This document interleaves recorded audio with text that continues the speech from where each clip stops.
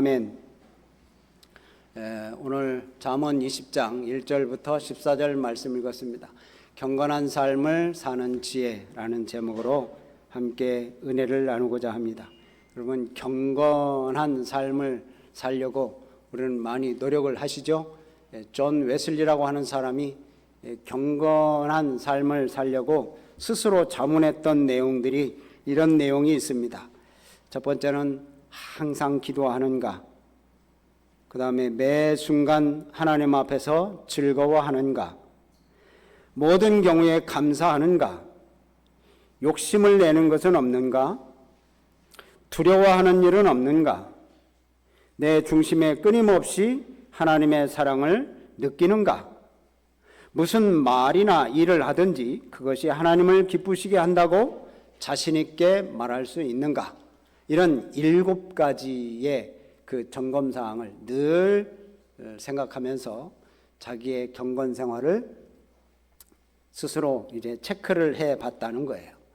참 멋있는 분이시죠. 우리들도 나름대로의 여러분 점검 사항을 두셔서 경건한 삶을 살아가시기를 바랍니다. 옛날에는 그 경건한 사람들은 늘 말씀을 묵상하면서 걸어갈 때도 묵상하고 걸어갈 때도 기도하고 그래가지고 늘 말씀을 묵상하는 거예요. 그러다가 걸어가면서 말씀을 묵상하다가 나무에 탁 부딪혀가지고 이마에 피가 나는, 그래가지고 나중에는 이제 이마에 피가 나는 사람은 야, 저 사람 진짜 경건한 사람이다 이렇게 소문이 난 거예요.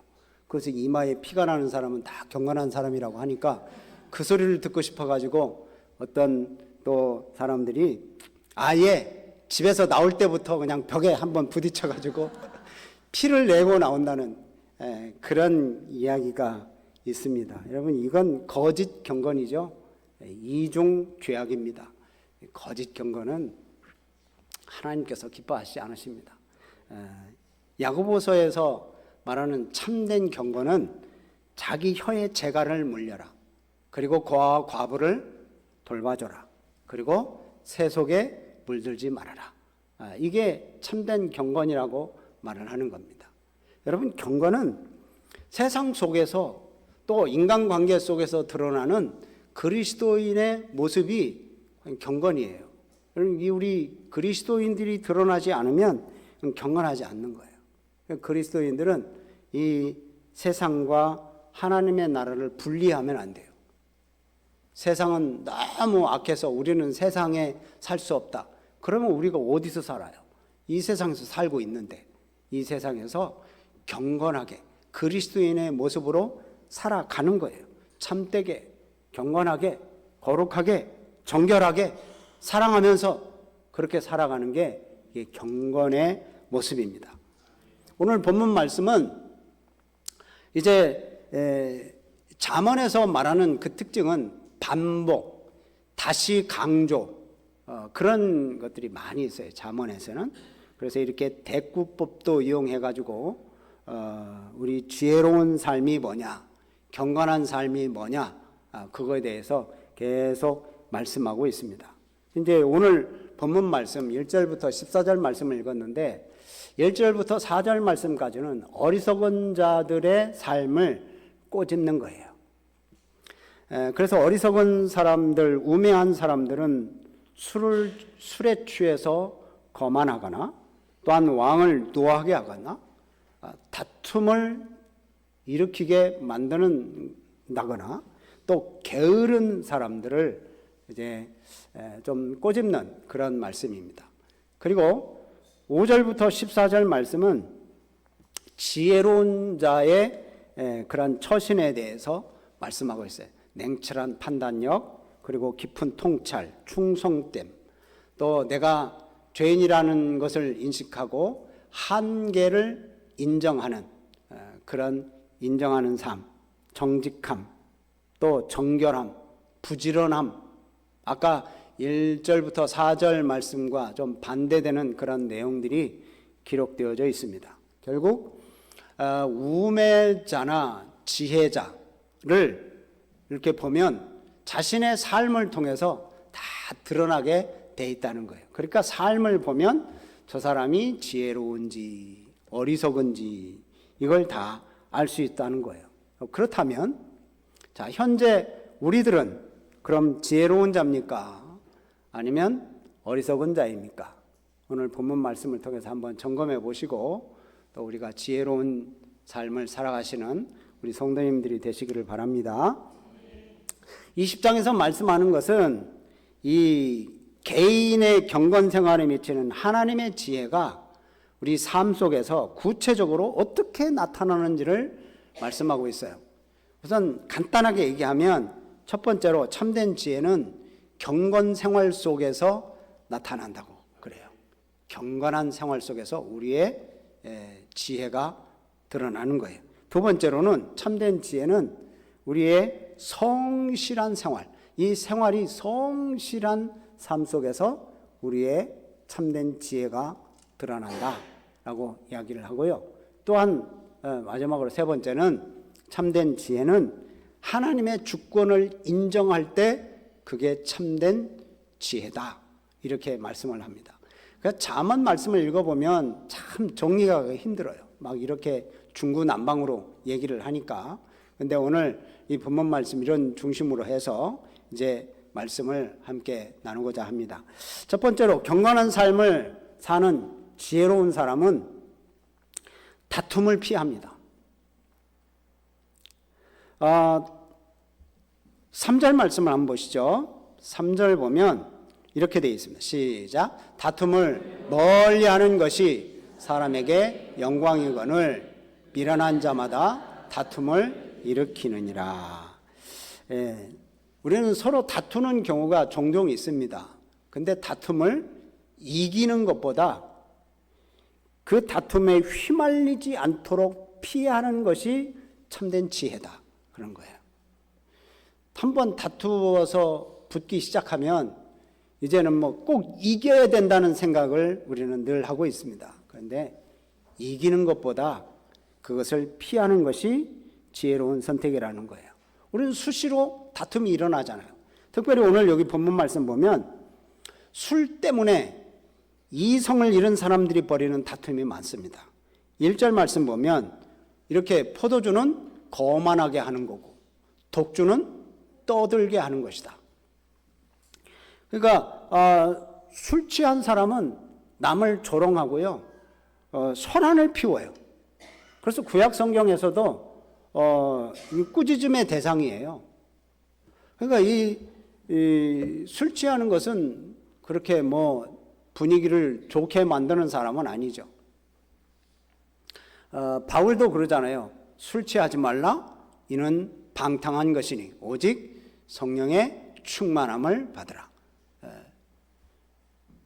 그렇기 때문에 술을 멀리하고 성령 충만하고 하나님의 지혜를 구하는 삶, 이게 경건한 삶을 살아가는 거예요. 여러분, 우리가 이렇게 다투는 것은 바로 이것 때문에 일어날 수 있다는 거예요. 술 때문에. 또 다투는 일이 게으른 것 때문에 갈등도 많아요. 한 사람이 게으르면 갈등이 많아요. 저 사람 때문에 내가 더 일을 많이 해야 되잖아요. 그런 갈등이 또 있는 거예요. 여기서 보면 또 그러잖아요. 4절 말씀 보면 게으른 자에 대해서 나옵니다.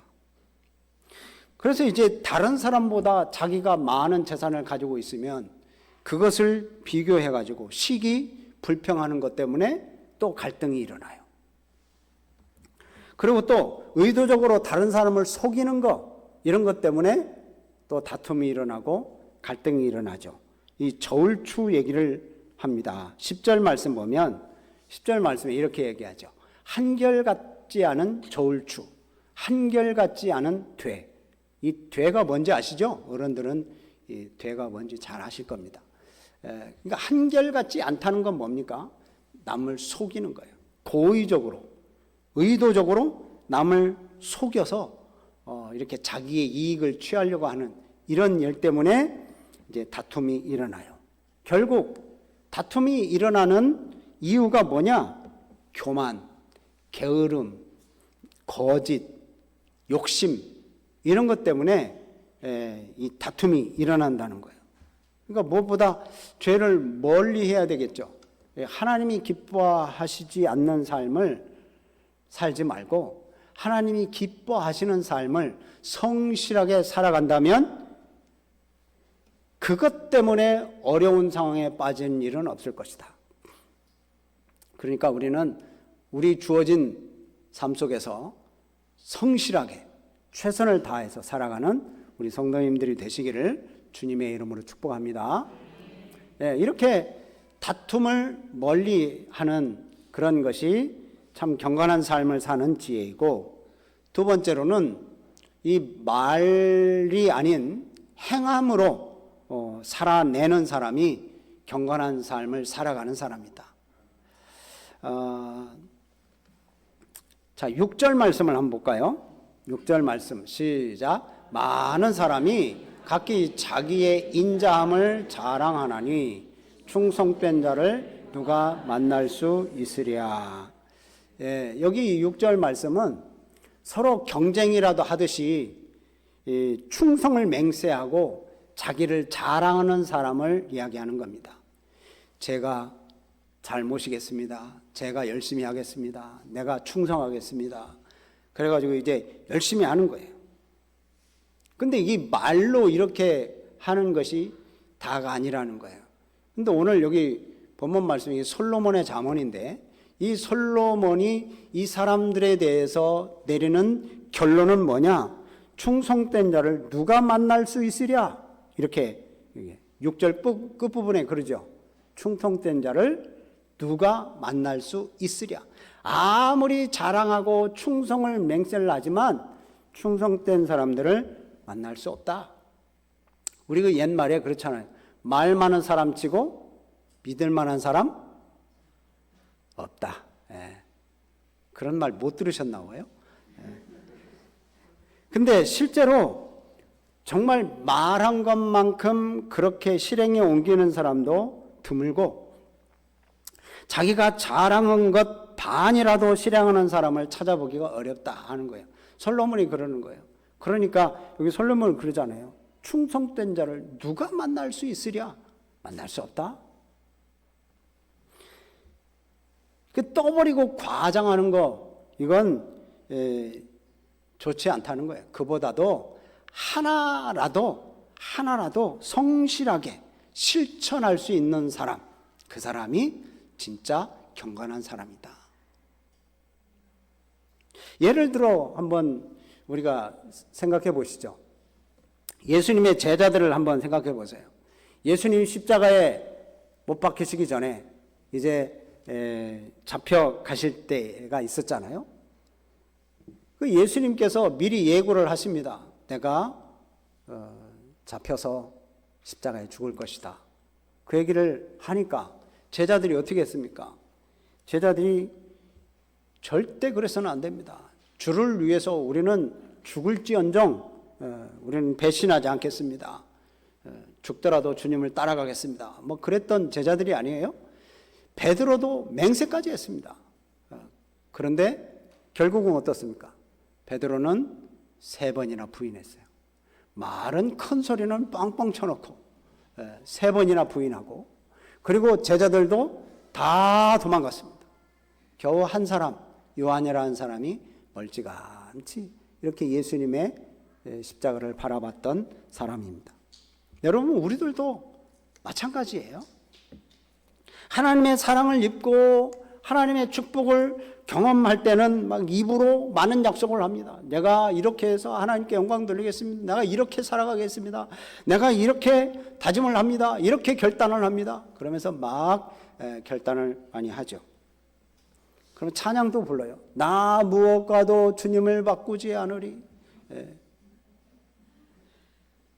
찬양을 이렇게 부르면서 하나님 앞에 정직하고 신실하게 살겠다고 다짐합니다. 그러나 이제 이 자리를 떠나면, 삶의 현장에 딱 하면 다 잊어버려요. 다 망각해요. 그리고 그렇게 약속을 배신하고 나서 하나님 앞에 그래요. 마음은 원이지만 육신이 약해서 어쩔 수가 없습니다. 그러면서 아주 아무렇지도 않다는 듯이 그렇게 살아가는 게 우리들이에요. 그럼 정말 경건한 삶은 말로 살아가는 게 아니잖아요. 하나님의 말씀을 들으면 그 말씀대로 살라고 하는 거잖아요. 말만 무성한 자가 되지 마시고 작은 것이라도 신실하게, 진실하게 살아내고 또 그래서 하나님의 기쁨이 되는 그런 삶이 돼야 되잖아요. 참되고 진실한 삶을 살기 위해서, 그리고 말한 것을 지키기 위해서 손해도 볼 수 있습니다. 또 희생도 감내할 수 있습니다. 그것을 감수할 수 있는 그러한 성도들이 다 되시기를 바랍니다. 고린도전서에서 그렇게 말씀해요. 하나님의 나라는 말에 있지 않고 능력에 있느니라. 아멘. 하나님의 나라는 뭐에 있지 않고 말에 있지 않고 능력에 있느니라. 여러분 이 말씀을 명심하면서 말만 납세우는 천박한 생활을 하지 마시고 또 우리가 묵묵히 행하고 그리고 실천하고 충성된 성도로 또 하나님의 능력의 성도로 살아가시는 우리 성도님들이 되시기를 주님의 이름으로 축복합니다. 마지막으로 정말 경건한 삶을 살아가는 사람은 내가 하나님 앞에 있음을 깨닫는 사람입니다. 자, 한번 우리가 읽어봅니다. 2절 말씀입니다. 2절 시작. 왕의 진노는 사자의 부르짖음 같으니 그를 노하게 하는 것은 자기의 생명을 해하는 것이니라. 아멘. 이 잠언을 기록될 당시에는 다투던 그런 두 사람이 도저히 합의가 안 될 때 왕 앞에 나아가 재판을 받는 거예요. 합의가 안 되면 그럴 수밖에 없잖아요. 저도 한번 재판을 한번 받아봤는데 401호죠 그 당시에. 그래서 이제 저도 재판장에 갔더니 재판관이 그러는 거예요.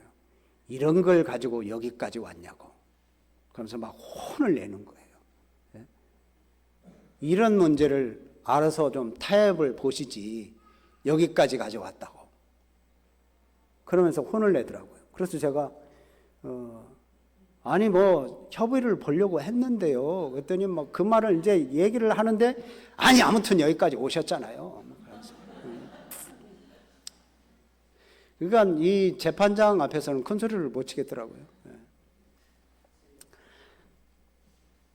근데 여기 보면 다투는 두 사람이 있으면 이 당시에 합의점이 찾지 못하면 우리는 재판관한테 가서 이렇게 판사 앞에 가서 재판을 받지만 그 당시에는 왕 앞에서 재판을 받아야 돼요. 그래서 왕이 재판하는 거예요. 여러분 왕은 누굽니까? 절대 권력을 가지고 있는 왕 아니에요? 왕. 이 왕의 진노를 사는 것은 여기 보면 사자 앞에 서 있는 것처럼 아주 위태롭고 위험스럽다는 거예요. 그래서 이 왕의 진노는 사자의 부르짖음 같다. 이렇게 지금 표현을 하잖아요. 왕 앞에 재판을 받는 것은 아주 위험하고 참 피해야 할 일이라는 거예요. 자, 그렇다면 왜 이 얘기를 이 솔로몬이 이렇게 잠언으로 우리에게 남겼을까요? 여러분, 우리의 왕은 누구예요? 하나님이시죠. 여기는 지금 왕이라고 해서 그때 당시에 왕을 표현하지만 오늘 말씀을 기록한 이 말씀은 우리의 왕은 하나님임을 명심해야 되는 거예요.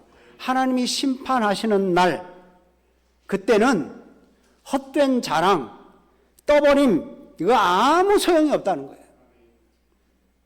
왕 앞에까지 와서 재판을 받을 정도면 그때는 이제 아무 소용없다. 그러니까 그때까지 가기 전에 의롭게 살아서 참된 성도로 살아서 하나님 앞에 서야 된다라는 것을 얘기를 하는 거예요. 그럼 그래서 이제 우리가 늘 그러잖아요. 사람은 속일 수 있을지 몰라도 우리 여호와 하나님, 하나님은 속일 수 있다 없다? 없다. 그 누구도 하나님의 눈을 속일 수 없습니다. 그 앞에서 어떠한 죄악도 또 어떠한 거짓도 숨길 수 없어요. 왜냐? 우리 하나님은 천지를 창조하신 하나님이시고 모르는 것이 없으신 하나님이세요. 그래서 여기 오늘 본문 말씀 그러시죠. 12절 말씀을 보면 듣는 귀와 보는 눈은 다 누가 지었다?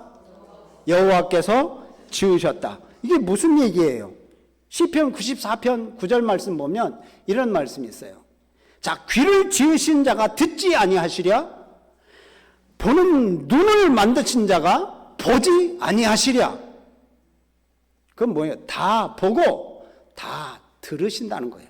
우리 하나님은 눈, 귀를 만드신 하나님은 우리의 모든 것을 보시고 모든 것을 들으시고 모든 것을 꿰뚫어 보시는 관찰하시는 능력이 그 하나님께 있다는 거예요. 그렇기 때문에 사람은 사람의 눈은 속일 수 있어도 하나님의 눈은 속일 수 없다. 이 얘기는 뭐예요? 우리가 늘 하나님 앞에 있다는 생각을 하고 사는 게 오늘 경건의 삶을 살아가는 지혜를 가진 사람이라는 겁니다. 여러분, 어린 아이들이 거짓말할 때 어른이 보면 뻔히 보이는데 계속 끝까지 속일 수 있다고 생각하고 거짓말을 하잖아요. 여러분, 이렇게 나이가 조금만 먹어도 이 어린 아이가 거짓말하는 것을 딱 캐치를 할 수 있는데, 여러분, 우리가 하나님을 속인다고 이렇게 속여봤자 여러분, 어른도 아는 그 거짓말을 하나님이 보실 때는 여러분 어쩌겠어요? 하나님이 보실 때 결국 탄로가 다 나잖아요. 어린 아이들이 아무리 거짓말하려고 해도 어른의 눈은 못 속이고 다 그 삶에서 탄로가 나듯이 하나님은 우리의 속마음을 다 알고 계셔요. 거짓으로 하나님 앞에 나갈 수 있으라는 착각, 이건 정말 보통 착각이 아닙니다. 그래서 처음에 말씀드린 대로 뭐 경건한 척하고 집에서 막 머리를 벽에다 들이박고 이마에 피 흘려서 돌아다닌다고 해도 그건 경건이 아니에요. 사람은 외모를 보지만 하나님은 중심을 보신다. 중심. 그래서 지금 8절 말씀은 이렇게 말씀을 해요. 8절 말씀에 이렇게 되어 있죠. 심판자리에 앉은 왕은 그의 눈으로 모든 악을 흩어지게 하느니라. 눈으로만 봐도 악들을 다 흩어져 버리게 만드시는 분이 심판자리에 앉은 왕이십니다. 그 왕은 우리 하나님이시잖아요. 사람은 외모를 보지만 하나님은 중심을 보시는 거예요. 그래서 하나님께서는 드러내려고 하는 봉사, 드러내려고 하는 재물, 이런 거 기뻐하지 않으시는 거예요. 있는 모습 그대로 하나님 앞에 나아갈 때 하나님께서는 우리의 삶을 기뻐하세요. 그렇기 때문에 우리가 어디서 무엇을 하든지 내가 하나님 앞에 있음을 명심해야 됩니다. 사람 앞에서 있는 것은 사람이 있으니까 신경을 쓰죠. 사람이 있으니까 신경을 써요. 근데 하나님은 잘 안 보인다고 생각하고 하나님은 내 옆에 안 계신다고 생각하니까 그냥 막 사는 거예요. 거짓으로 살고 정직하지 않고. 여러분, 우리가 좀 하나님 보시기에는 부족합니다. 그렇죠? 온전한 사람이 어디 있어요? 모든 사람이 죄를 범하였으면 하나님의 영광에 이르지 못한다고 그렇게 말씀하는데 우리는 온전한 사람이 없어요. 좀 부족하고 연약하지만 그러나 의를 행하려고 말씀대로 살려고 구원에 합당한 열매를 맺으려고 몸부림을 칠 때 그렇게 산다면 하나님께서 우리들을 하나님의 백성으로 의인으로 그래 너는 참 신실하구나. 그래서 구원의 자리로 영생의 자리로 우리를 세워주실 줄로 믿습니다. 그러니까 우리가 성도라고 하면 하나님의 진노를 피하려고 노력하는 게 참 지혜입니다. 하나님 앞에 섰을 때는 늦은 거예요. 재판장에 가서 판사한테 혼나지 말아야 되잖아요. 미리 다 일들을 깨끗하게 정리해 놓으면 하나님 앞에서 칭찬받고 착하고 충성된 종이라고 칭찬을 받을 것 말이죠. 여러분, 잠언 말씀에서 보면 이 복잡한 속임수 또 기만, 이게 지혜가 아니라는 거예요. 그 얄팍한 속임수로 살아가는 세상 사람들이 있잖아요. 그래서 뭐 어떻게 그렇게 잘 살아가는지 모르겠다 싶을 정도로 그렇게 삭삭삭삭 빠져나가면서 살아가는 사람들, 그게 지혜가 아니라는 거예요. 성경은 정직한 거, 이게 최선의 지혜라고 말하는 거예요. 그러니까 우리들은 겉으로 우리의 외모를 막 꾸미려고 애쓸 필요 없습니다. 겉모양만 뭔가 경건한 것처럼 그렇게 피를 내면서 보일 이유가 없어요. 그러니까 정직한 믿음이 행복을 가져온다는 거예요. 어떻게 보면 어리석은 것 같기도 하고 하나님 말씀대로 살아가는 저 둔하고 미련한 것 같기도 한데, 그러나 하나님 보실 때에는 그 사람이 참 지혜로운 자라고 이렇게 표현을 하는 거예요. 여러분, 그러니까 우리 그리스도인들은 겉의 아름다움, 또 사람들이 볼 때 힘, 권력 이런 것에 치중하는 것이 아니라 이 내면의 이 고결한 성품을 키우며 살아가시기를 주님의 이름으로 부탁을 드립니다. 만약에 우리가 이 내면을 가꾸지 않는다면 예수님께서도 회칠한 무덤이라고 아마 얘기하실 거예요. 서기관과 바리새인들처럼 이 회칠한 무덤아 화 있을진저, 이렇게 말씀하실 거예요. 그러니까 오늘 우리가 이제 이 제목대로 경건한 삶을 살아가는 지혜는 내면의 아름다움이 가득 차고, 그래서 이 내면의 아름다움으로 주님의 향기가 우리의 삶 속에서 막 풍겨나서 예수의 향기를 풍기고 십자가의 그 놀라운 사랑을 전하는 우리 성도님들이 되시기를 주님의 이름으로 축복합니다. 아멘. 우리 나 주님의